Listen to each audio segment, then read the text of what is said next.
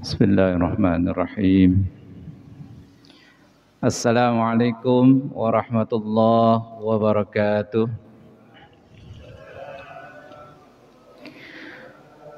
Bismillah, alhamdulillah, wassalatu wassalamu ala rasulillah Sayyidina Muhammad ibn Abdillah wa ala alihi wa ashabihi wa mawalah. La hawla wa la quwwata illa billah. Subhanaka la ilma lana illa ma 'allamtana innaka antal alimul hakim. Amma ba'du. Yang saya hormati Ketua DKM Masjid Jami Al-Hikmah, yang saya hormati Bapak dan Ibu jamaah salat maghrib rahimakumullah. Tidak ada kata yang paling indah yang selalu kita ucapkan pada malam hari ini terkecuali ucapan atau kalimat alhamdulillah, merupakan kalimat pujian kita, rasa syukur kita kepada Allah Subhanahu wa taala. Yang mana hari ini kita masih diberikan kesehatan oleh Allah, serta kita diberikan kekuatan untuk bisa hadir kembali di tempat yang sangat mulia ini dalam rangka thalabul ilmi. InsyaAllah Bapak Ibu yang hadir saat ini akan mendapatkan curahan rahmat dari Allah Subhanahu wa taala, dan Allah akan memberikan kemuliaan kepada kita semua. Amin ya rabbal alamin. Bapak Ibu yang dirahmati Allah Subhanahu wa taala, maka untuk pertemuan malam hari ini InsyaAllah saya akan sedikit membahas dulu sebelum kita masuk kepada bab kurban, pembahasan mengenai tentang ibadah haji ya. Bapak Ibu yang dirahmati Allah, maka di antara salah satu penyempurna dari rukun Islam yang kelima itu adalah melaksanakan ibadah haji ke Baitullah. Sudah tentu ini sudah menjadi keinginan bagi setiap umat Islam. Semuanya pasti menginginkan untuk bisa ziarah ke Mekah Al-Mukarramah ataupun ziarah ke Madinah Al-Munawwarah. Baik itu untuk melaksanakan ibadah haji atau untuk melaksanakan ibadah umrah. Bapak Ibu yang dirahmati Allah Subhanahu wa taala, maka di antara pilar dalam Islam yang diwajibkan kepada kita sebagai umat Islam itu adalah melaksanakan ibadah haji. Sudah tentu bagi kita setiap umat Islam, saya sampaikan bahwa ini sudah menjadi dambaan kita, bahkan kita ingin berniat untuk melaksanakan ibadah haji. Tentunya ketika kita belum melaksanakan ibadah haji, kayaknya belum sempurna rukun Islam kita itu. Setelah kita melaksanakan syahadat, membaca 2 kalimat syahadat, kemudian melaksanakan sholat, puasa, ya, zakat, maka disempurnakan dengan pelaksanaan ibadah haji tersebut. Bapak Ibu, ketika kita berbicara mengenai tentang hukum, sudah tentu ini merupakan mayoritas ulama, pendapat para ulama bahwa ibadah haji itu adalah hukumnya wajib. Tapi ketika kita berbicara mengenai tentang hukum umroh, maka dalam kitab Bidayatul Mujtahid karangan Ibnu Rushdi, di sana disebutkan ada ikhtilaful ulama mengenai tentang hukum umroh. Ada yang mengatakan wajib, ada yang mengatakan sunnah. Tapi ketika kita berbicara mengenai tentang hukum haji, maka para ulama sepakat bahwa haji adalah hukumnya wajib.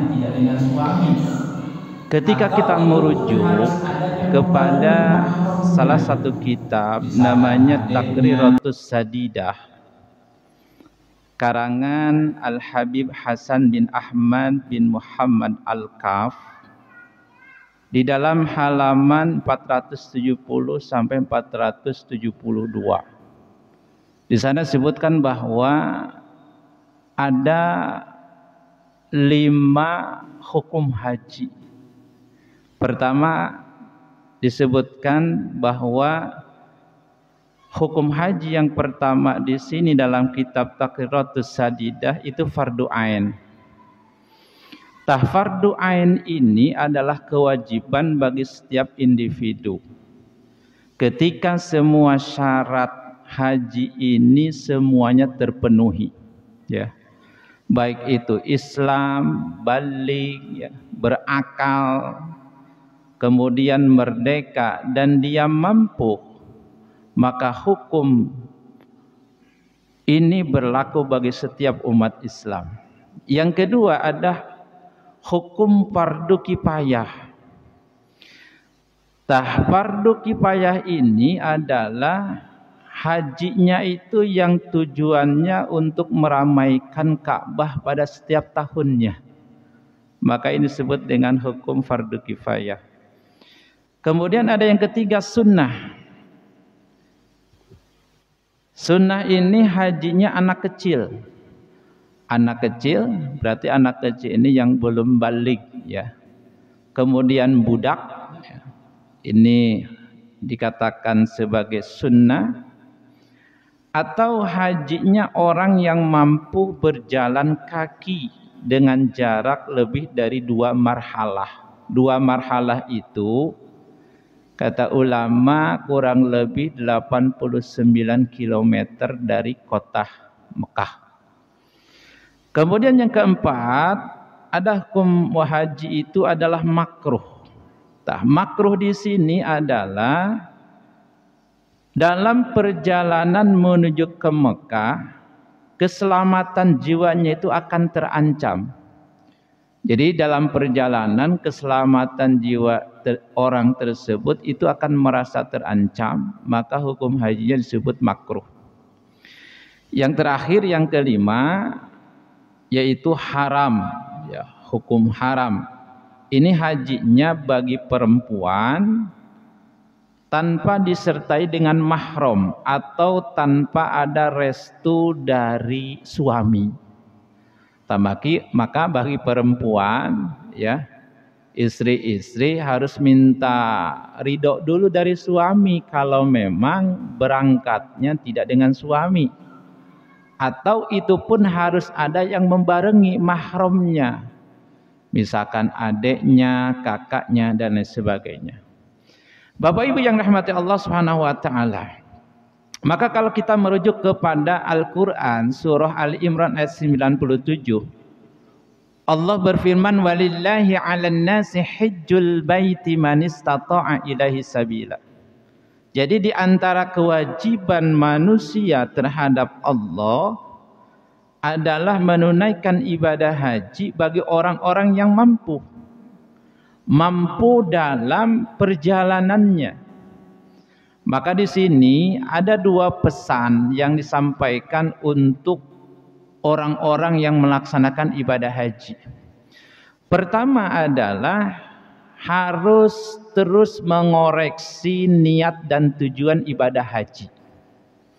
Jadi niat dan tujuannya itu untuk apa gitu, ya.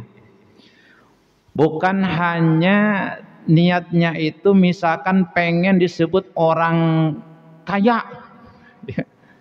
Karena memang biaya haji itu kan lumayan cukup mahal. Apalagi sekarang berapa? Sampai kurang lebih 60 juta atau 58 sampai 59 juta. Itu kan lumayan dana biaya yang kita keluarkan untuk haji itu. Jangan sampai ada niat tujuan supaya kita disebut orang kaya. Atau jangan ada niat supaya pengen dipanggil Pak Haji atau Bu Haji. Jangan. Ya kalau orang nyebut kita Pak Haji, Bu Haji, ya gak apa-apa, silahkan. Yang penting kita tidak menawarkan diri. Misalkan Abdul Latif, jangan panggil Abdul Latif, Haji Abdul Latif. Jangan begitu. Kalau orang memanggil Pak Haji ya gak apa-apa gitu, ya. Cuman kita tidak meminta seperti itu. Suatu saat ada seorang sufi besar dari kalangan perempuan namanya Rabi'ah Al-Adawiyah. Rabi'ah Al-Adawiyah ini beliau mau keluar rumah tujuannya untuk melaksanakan ibadah haji. Ya. Kemudian ada orang satu kampungnya bertanya, wahai Rabi'ah, Anda mau kemana? Kata Rabi'ah, kata orang yang bertanya, apakah Anda mau pergi menunaikan ibadah haji ke Baitullah?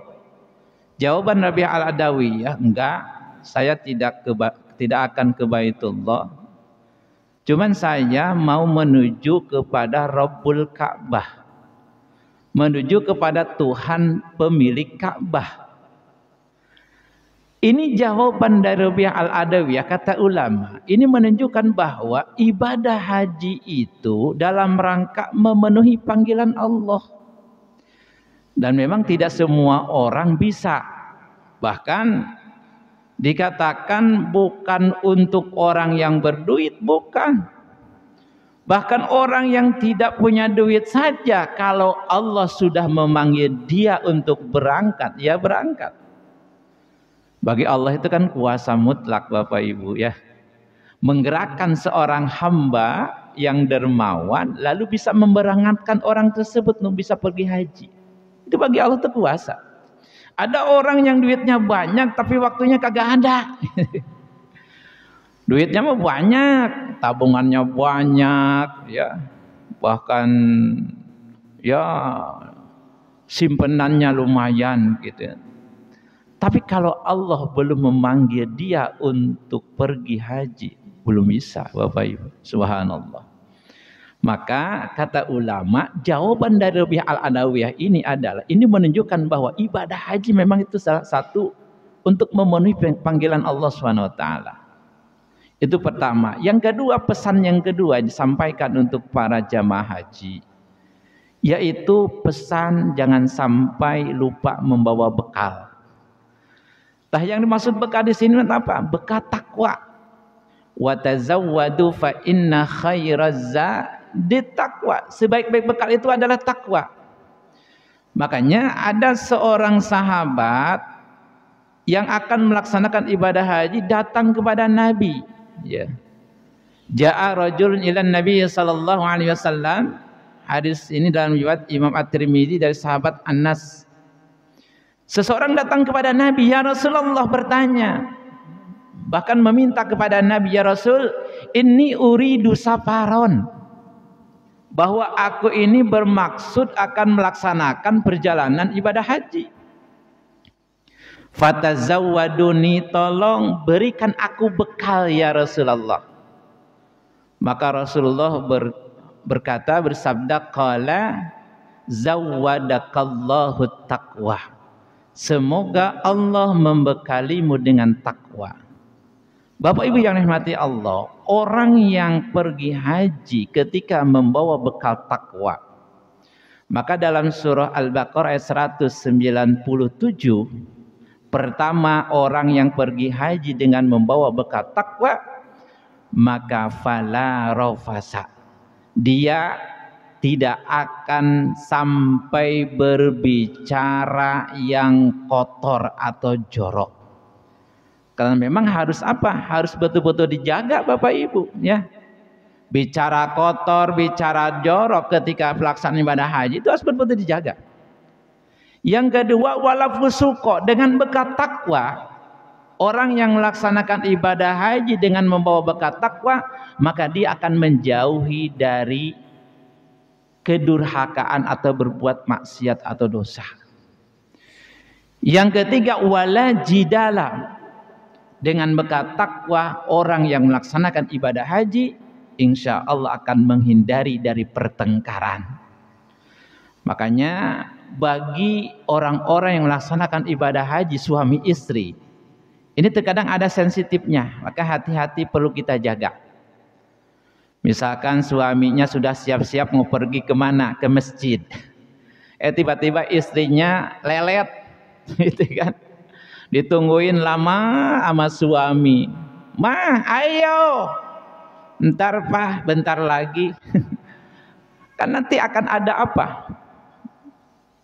Maka perlu apa? Perlu dijaga emosional amarahnya jangan sampai kita emosi gitu saat itu. Itu yang akan merusak ibadah haji kita Bapak Ibu. Masya Allah.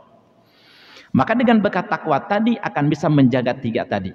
Pertama, fala rafasa, akan menjauhi dari bicara yang kotor atau bicara yang jorok. Yang kedua, wala fusuko, akan menjauhi dari perbuatan dosa dan maksiat. Wala jidala, dan akan menjauhi dari pertengkaran. Bapak Ibu yang dirahmati Allah Subhanahu wa taala. Maka dalam hal ini ibadah haji atau setiap ibadah itu sebenarnya tidak lepas dari 2 hal. Jadi setiap ibadah, terutama ibadah haji, itu tidak lepas dari 2 hal. Pertama, ini sebagai pengakuan kita bahwa diri kita itu sebagai hamba Allah. Karena setiap hamba itu ada anjuran bahwa seorang hamba itu diwajibkan untuk melaksanakan apa-apa yang Allah perintahkan kepada hamba tersebut, baik itu sholat, puasa, zakat, dan haji. Yang kedua, bahwa ungkapan sebagai syukur kita kepada Allah Subhanahu wa taala. Karena Allah terus-terusan memberikan nikmatnya kepada kita, baik itu nikmat sehat, ya, panjang umur, kemudian Allah memberikan kemudahan kepada kita. Itu kan semua nikmat dari Allah Subhanahu wa taala yang wajib kita terus syukuri. Maka dalam hal ini sebagai bukti syukur kita kepada Allah, apalagi Allah terus memberikan limpahan harta kepada kita, salah satunya adalah mentasarrufkan harta kita di jalan Allah Subhanahu wa taala. Maka dengan mengeluarkan harta kita untuk ongkos haji, maka ini salah satu bukti syukur kita kepada Allah Subhanahu wa taala. Bapak Ibu yang dirahmati Allah, maka kalau kita melihat keutamaan, subhanallah. Jadi ternyata banyak keutamaan ibadah haji. Ya, salah satunya adalah bahwa ibadah haji ini dikatakan sebagai amal yang paling utama, amal yang paling dicintai oleh Allah Subhanahu wa taala. Maka ada seorang sahabat bertanya kepada Nabi. Nabi ditanya mengenai tentang ayyul a'mali afdal, amal yang paling utama. Maka Nabi menjawab, pertama, imanun billahi wa rasulih. Jadi amal yang dicintai oleh Allah, bukan dicintai dia paling, maka kalimatnya af'an tafdil, ya. Ahabba atau ahabbu, ini merupakan kalimat af'al tafdil yang diartikan lebih dicintai oleh Allah. Pertama, imanun billahi wa rasulih. Pertama, iman kepada Allah dan Rasulnya. Qila summa madza? Kemudian Nabi tanya lagi, ya Rasul, apalagi amal yang lebih dicintai oleh Allah? Maka Nabi menjawab yang kedua, jihadun fi sabilillah. Qila summa madza? Ya Rasulullah, apalagi amal yang lebih dicintai oleh Allah? Maka Nabi menjawab yang ketiga, hajjun mabrurun, yaitu haji yang mabrur. Pertanyaannya, Pak, Bu, tanda haji mabrur itu apa? Ya. Tanda-tandanya haji mabrur itu apa? Maka dalam kitab Musnad Imam Ahmad, Nabi pernah ditanya, ya, oleh sahabat mengenai tentang haji mabrur, tanda haji mabrur. Ya Rasulullah, mal hajjul mabrur? Ya Rasul, apa sih tanda haji mabrur itu? Nabi menjawab, qala, dengan jawaban 3. Nabi menjawab, pertama, thayyibul kalam. Jadi tanda haji mabrur itu adalah yang santun dalam berbicara, santun dalam berkata. Maknanya tidak merendahkan orang dengan perkataannya, tidak menyakiti orang dengan perkataannya, justru memberikan apa? kelembutan, ya, kasih sayang dengan ucapan-ucapan yang keluar dari mulutnya itu. Maka dalam hal ini pun kita wajib menjaga lidah kita Bapak Ibu ya. Jangan sampai dengan lisan kita itu orang lain sampai sakit hati. Ya. Orang lain sampai sakit hati, harus hati-hati dijaga. Yang kedua, bahwa tanda haji mabrur kata Nabi adalah wa it'amut ta'am. Jadi memiliki kepedulian sosial. Jadi tanda haji mabrur yang kedua, wa it'amut ta'am, memiliki kepedulian sosial. Nah, dalam hal ini sebenarnya dengan nanti kita melaksanakan ibadah kurban, itu salah satu kepedulian kita terhadap sesama. Bapak berkurban, ya, itu dalam rangka memiliki kepedulian sosial kita kepada sesama manusia, saling membantu. Bisa jadi ya kita mah alhamdulillah setiap hari bisa menemukan daging, bisa makan daging. Tapi mereka yang hidupnya susah, belum tentu mereka setiap tahun makan daging, apalagi setiap hari. Subhanallah. Maka dengan Bapak Ibu berkurban ini dalam rangka berbagi dengan mereka. Subhanallah. Kan dari daging kurban itu kan ada 3 ya, dibagi menjadi 3. Pertama untuk dihadiahkan, yang kedua untuk disodakohkan, yang ketiga untuk dimakan. Sepertiga untuk dihadiahkan, sepertiga untuk disodakohkan, sepertiga untuk dimakan. Makanya bagi si pengkurban sebenarnya boleh-boleh saja makan daging kurban, ya, sepertiga. Jangan sampai lebih dari sepertiga. Boleh, silahkan. Bapak berkurban sapi, boleh dapat bagian tuh ya dari daging kurbannya. Boleh, silahkan dimakan. Yang tidak boleh itu kurban wajib. Seperti kurban nazar. Ini yang tidak boleh Bapak makan. Jadi bagi si pengkurban-kurbannya itu termasuk kurban wajib. Misalkan dikarenakan nazar, maka bagi si pengkurban tidak boleh memakan daging kurbannya. Maka serahkan ke panitia, disuruh untuk dibagikan semuanya. Itu kalau kurbannya kurban wajib. Seperti itu Bapak. Subhanallah.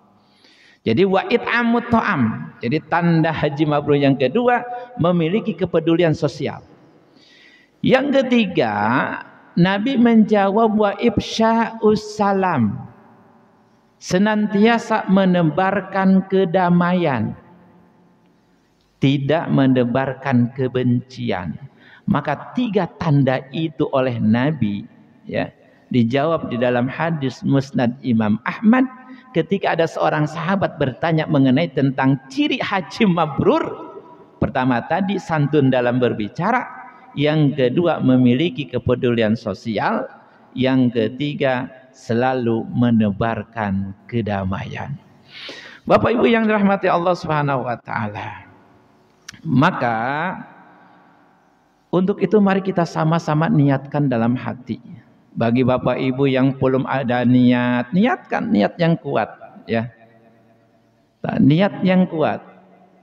Cuman bukan hanya sekedar niat saja, tapi harus ada actionnya. Actionnya apa? Daftarkan namanya.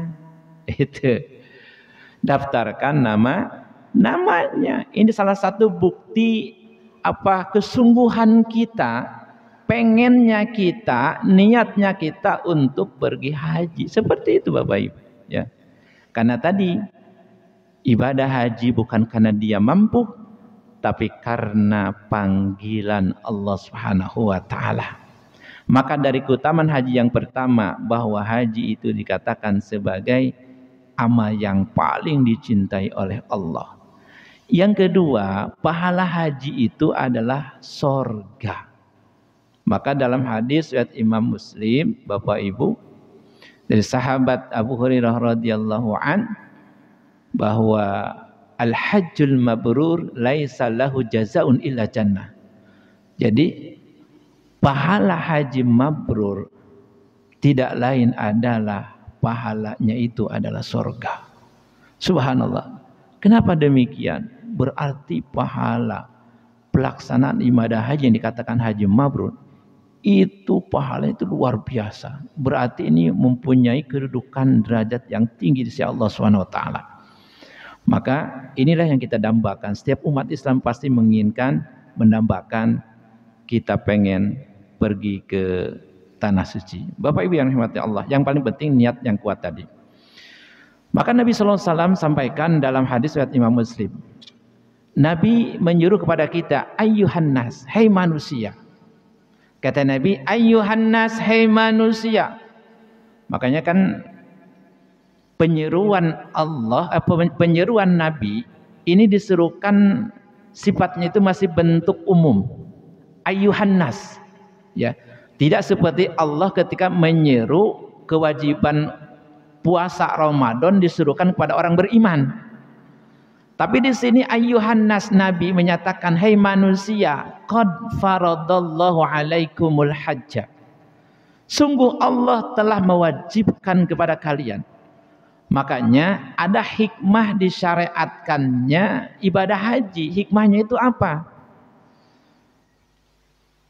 Terbukti bahwa di sana ada persatuan umat Islam yang berkumpul di satu tempat yang dihadiri oleh setiap umat Islam yang ada di pelosok penjuru dunia. Semua mereka pergi ke sana dan di sana tampak persatuan umat Islam, tidak mengenal apakah bahasanya berbeda atau tidak. Kemudian warna kulitnya pun berbeda. Ada yang putih, ada yang hitam, bahasanya macam-macam. Mereka berkumpul di sana, subhanallah, di satu tempat. Ini hikmah dari syaratkan ibadah haji. Maka Bapak Ibu yang dirahmati Allah Subhanahu wa taala, apalagi di saat orang-orang yang haji itu sudah memakai kain ihram, semuanya sama.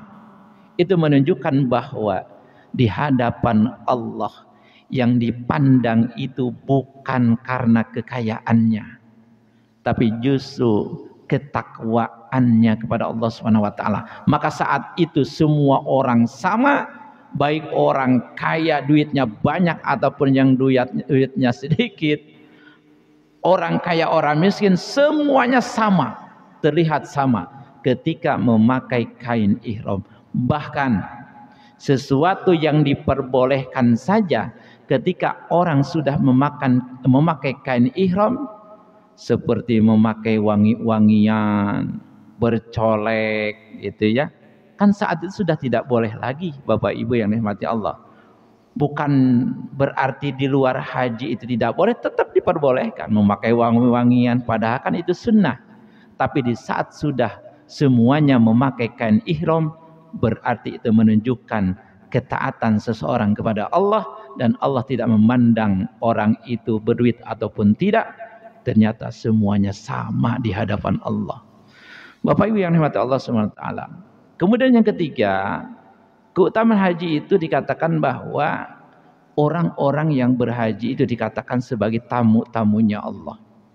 Bapak Ibu yang dirahmati Allah, orang yang dikatakan tamu, tugas tuan rumah itu pasti akan menyambut dengan baik.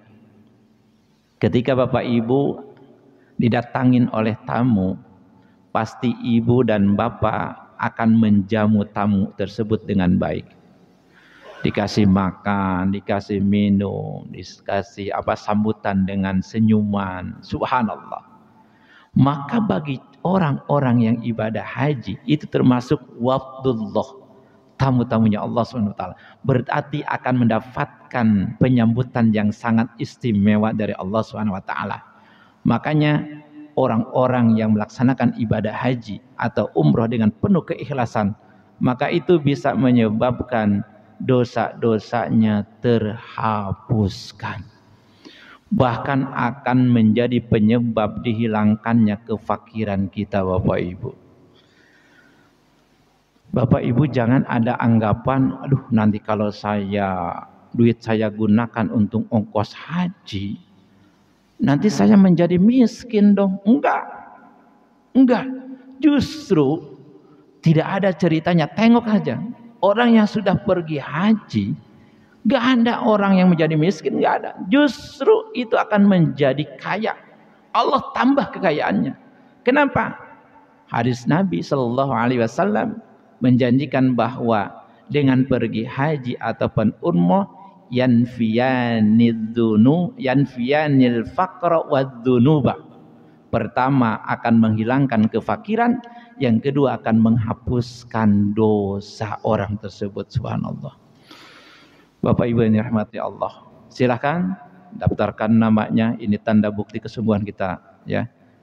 Insya Allah dengan kesungguhan niat kita untuk pengen berangkat, maka Allah akan mudahkan Bapak Ibu, insya Allah.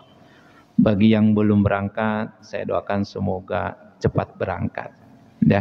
Yang masih menunggu, insya Allah ya tidak lama lagi Allah akan mempermudah dan Allah akan mempercepat keberangkatan Bapak Ibu. Terima kasih sedikit. Nanti sebelum kita pembahasan mengenai tentang kurban, ini perlu kita sampaikan mengenai tentang bab haji ini sedikit. Mudah-mudahan ini menjadi motivasi penyemangat bagi kita semua. Bagi Bapak Ibu yang belum untuk berangkat haji, maka insya Allah mudah-mudahan Allah mudahkan kita semua yang hadir khususnya di malam hari ini, insya Allah. Kita berdoa kepada Allah, Allah akan mudahkan rezeki kita, Allah mudahkan segala urusan kita, insya Allah. Terima kasih. Demikian yang dapat saya sampaikan. Mudah-mudahan ada manfaat. Sebelum saya tutup dengan doa, silakan. Bapak Ibu ada yang mau bertanya silakan. Mangga, silakan. Waalaikumsalam warahmatullahi wabarakatuh.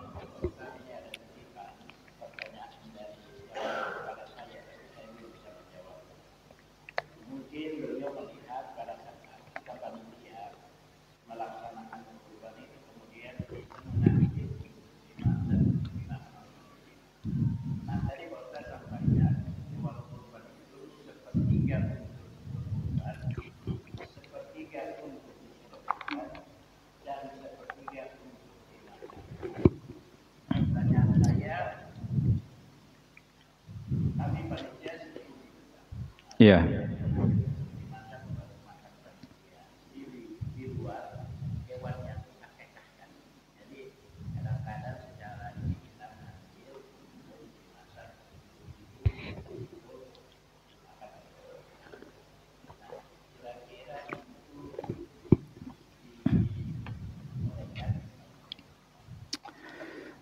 Baik, terima kasih pertanyaannya. Sebenarnya ini permasalahan yang sering terus dibahas setiap tahun.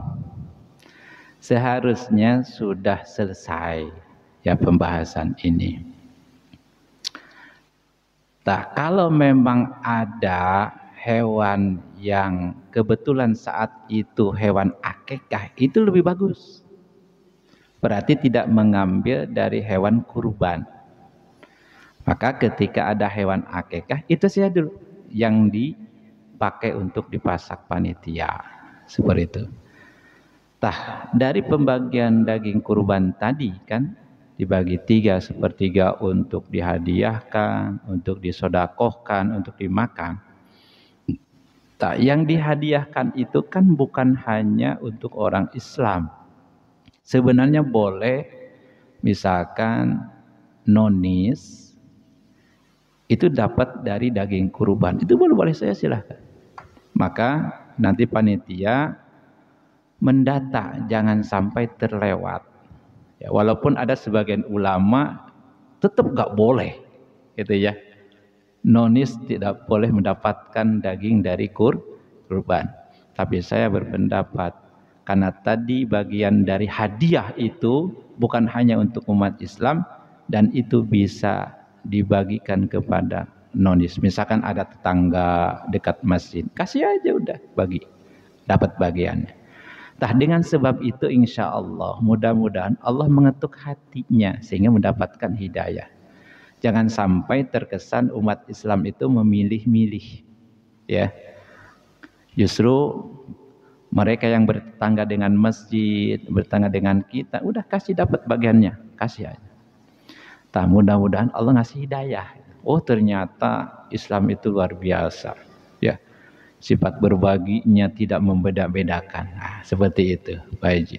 Jadi kalau memang ada hewan untuk akikah, itu saja yang dipakai untuk dimasak, silahkan seperti itu, ya. Kita kan tidak menganggap bahwa panitia itu jangan disebut jagal gitu ya. Memang kalau panitianya semua disebut jagal, itu kan ngasih apa disebutnya, bayaran untuk jaga dari daging kurban kan memang nggak boleh, ya. Ngasih kulitnya aja nggak boleh, ngasih kepalanya nggak boleh kalau bahasanya bayaran untuk jaga. Jadi kita panitia jangan disebut jagal gitu ya. Dia sebutnya panitia biasa aja yang membantu gitu. Maka kalau yang lebih baik tadi, kalau ada hewan dari akikah, itu aja gunakan hewan akikah tersebut untuk dimasak panitia. Seperti itu Pak Haji. Ya, lebih bagus lagi itu. Ada lagi silakan bertanya.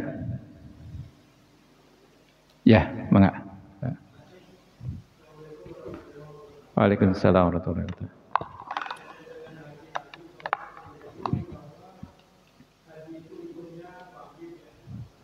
Ya.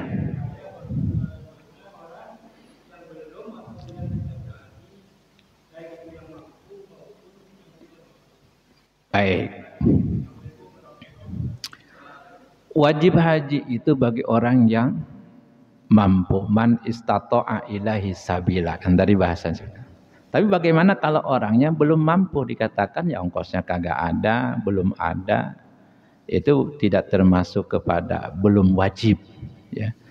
Tapi bagi orang yang ongkosnya ada, lalu tidak ada niatan, tidak ada action, maksudnya mendaftarkan diri, enggak, ya.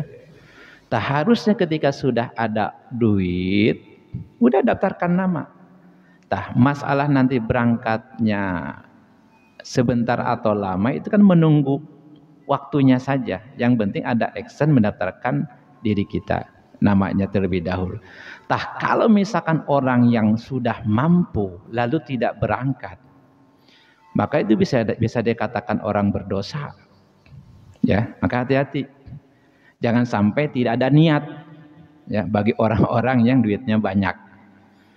Orang yang nggak ada duit saja niatnya kuat, masa orang yang nggak ada duit, masa orang yang duitnya banyak nggak ada niatan gitu ya, seperti itu. Justru ini kan yang didamba-dambakan bagi setiap umat Islam. Jadi kalau orang berduit lalu tidak ada niatan untuk pergi haji, itu bisa dikatakan termasuk kategori berdosa. Seperti itu. Jadi wajib itu bagi orang yang mampu. Gimana kalau orang yang belum mampu, nggak ada duit? Ya belum mampu, belum wajib berarti. Seperti itu. Itu Pak ya. Baik. Mangga ada lagi? Ya, mangga Pak Haji. Ya.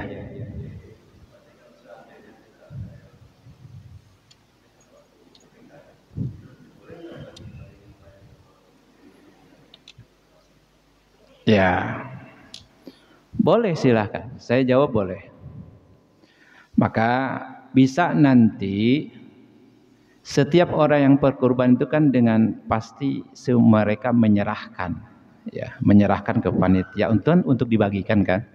Nah, maka ini ada satu saran dari guru saya, namanya Profesor Dr. Fuad Tohari, salah satu dosen dulu kami.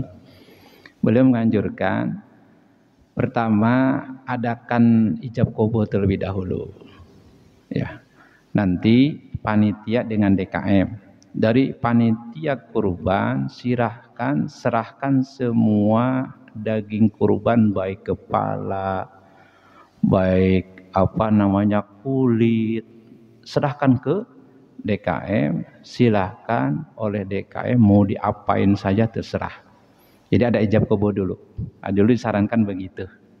Ya. Nah, nanti kalau misalkan mau dimasak, itu sudah boleh. Ya. Kalau mau dimasak silahkan boleh. Itu saran dulu dari dosen saya seperti itu. Beliau dulu ada di Komisi Fatwa MUI DKI. Seperti itu, menyarankannya seperti itu. Kalau memang tidak ada hewan untuk akikah, boleh diadakan ijab qabul terlebih dahulu dari panitia kurban, serahkan ke misalkan ke DKM atau ke siapalah. Nanti setelah diserahkan, silahkan sama orang yang serahkan itu mau diapain saya, mau dimasak, mau diapain, mau dijual, terserah. Intinya seperti itu. Nah, permasalahan sekarang kan biasanya kulit, ya, yang biasanya kan suka dijual. Kan dipermasalahkan, kan ada hadis kan nggak boleh menjual kulit. Memang ada hadis itu ada, tidak boleh menjual kulit kurban. Cuman terkadang kita gini, orang dikasih kulit gak ada yang suka, ngurusnya hese. Makanya lihat kemaslahatan dan manfaatnya. Kalau misalkan maslahatnya kulit itu dijual, saya berpendapat jual saja. Maka hasil dari penjualan itu bisa dimasukkan ke kas masjid atau digunakan untuk banyak, dimanfaatkan untuk banyak umat, seperti itu. Ya, kalau misalkan mau dibagiin, bagiin saja. Kalau memang orang ini senang ketika dikasih kulit. Tapi sekiranya dibuang setelah dikasihkan, mendingan jual saja. Ya, seperti itu. Tapi jangan hasil duitnya itu dimanfaatkan sendiri, gak boleh itu mah. Bisa dimasukkan ke kas masjid atau bisa dimanfaatkan oleh jamaah semuanya. Terima kasih. Ini sekilas saja, mudah-mudahan memberikan manfaat bagi kita semua. Insya Allah pembahasan panjangnya nanti pertemuan yang akan datang kita membahas mengenai tentang kurban. Terima kasih Bapak Ibu, demikian kita tutup dengan doa kifaratul majlis. Subhanakallahumma bihamdika asyhadu an la ilaha illa anta astaghfiruka wa atubu ilaik. Assalamualaikum warahmatullahi wabarakatuh.